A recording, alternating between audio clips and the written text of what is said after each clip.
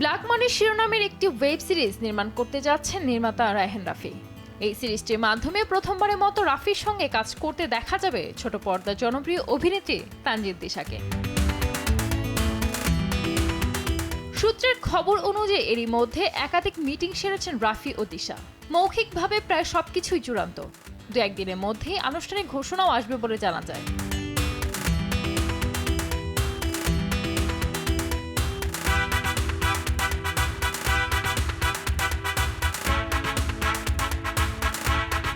প্রযোজনা প্রতিষ্ঠান OTT platform বঙ্গর ব্যানারে তৈরি হবে এই ওয়েব সিরিজ।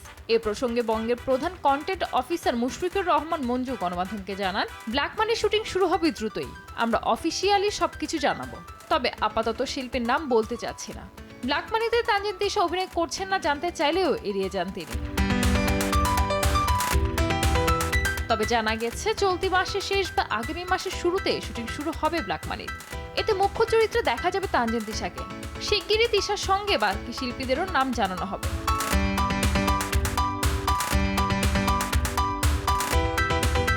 এর আগে ব্ল্যাক মানি প্রসঙ্গে রাফি জানিয়েছিলেন, সিরিজটি দিয়ে বঙ্গর সঙ্গে আমার প্রথম কাজ।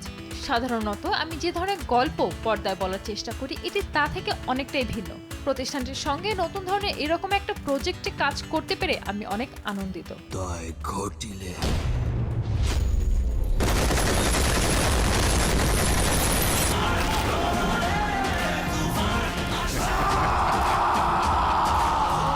এদিকে গুঞ্জন শোনা যাচ্ছে পরিবর্তিত রাজনৈতিক পরিস্থিতিতে তুফান 2 সিনেমা থেকে সরে দাঁড়াতে পারেন কলকাতার মিমি চক্রবর্তী।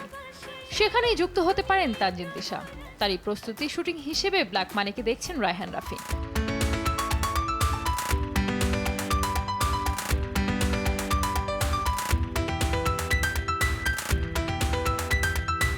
অন্যদিকে তানজিন তিশা সিনেমায় কাজ করবেন তা অনেক আগেই শোনা গেছে, কিন্তু জানা যায়নি কবে কার সঙ্গে জুটি বাঁধছেন তিনি, আর কেই বা হবেন পরিচালক। আশা করা যাচ্ছে খুব শিগগিরই হয়তো এই প্রশ্নগুলোর উত্তর মিলবে। ক্যারিয়ারের 10 বছর পার করা এই অভিনেত্রী ইঙ্গিত দিয়েছেন বড় পরিসরে কিছু করার। সানজিদ আক্তার, দেশ টিভি।